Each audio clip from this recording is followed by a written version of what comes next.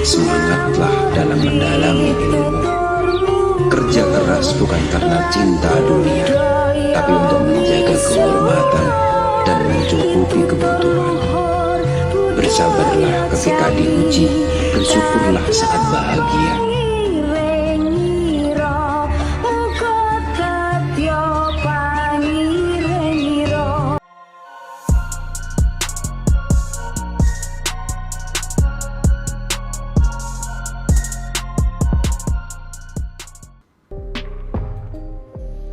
Kisah Wali Samud wafat usai dapat salam dari Mbah Hamid Pasuruan.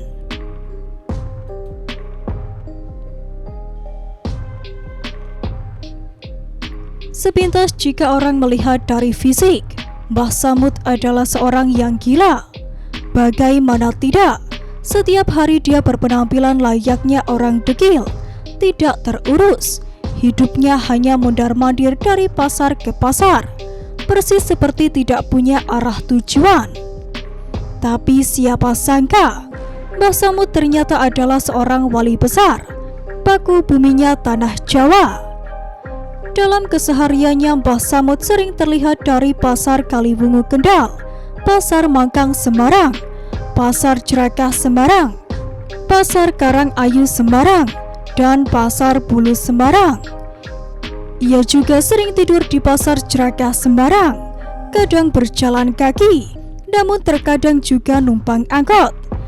Dan para sopir angkot pasti merasa senang jika ditumpangi oleh Mbah Samud. Karena saat dia naik angkot, banyak orang memberikan sedekah kepada Mbah Samud. Namun semua uang sedekah itu tidak ia makan sendiri, bahkan semua diberikan kepada sopir angkot. Begitu terus seterusnya. Demikian juga orang-orang yang mempunyai warung makan di pasar. Mereka akan berebut menawari Samud agar mau makan di warungnya. Karena uang sedekah yang diberikan ke Samud diberikan lagi ke yang punya warung. Sebenarnya banyak orang di pasar-pasar tersebut yang sudah menyadari keanehan Samud. Mereka bilang kalau Mbah Samud bukan orang biasa, maka tidak boleh diganggu. Termasuk kebiasaan Samud yang sering tidur beralaskan daun kurma yang masih baru atau basah, dan sering membawa buah kurma yang masih muda, entah dapat dari mana. Samud ditemukan meninggal di Pasar Jerakah Semarang setelah mendapat salam dari Mbah Hamid Pasuruan yang dititipkan orang Kendal yang sowan kepada Mbah Hamid. Jenazah beliau dirawat oleh Modin Jerakah dan dimakamkan di TPU Bergota Semarang. Pada suatu waktu, ada tamu dari Kendal sowan kepada Mbah Hamid. Singkat cerita, Mbah Hamid menitipkan salam untuk Wali Samud yang kesehariannya berada di pasar. Menitipkan salam untuk seorang yang dianggap gila oleh masyarakat Kendal dan Semarang. Wali Samud kesehariannya berada di sekitar pasar dengan pakaian dan tingkah laku persis seperti orang gila, namun tidak pernah mengganggu orang-orang di sekitarnya. Terkadang beliau membantu bongkar muat barang-barang di pasar dan tidak mau dikasih upah.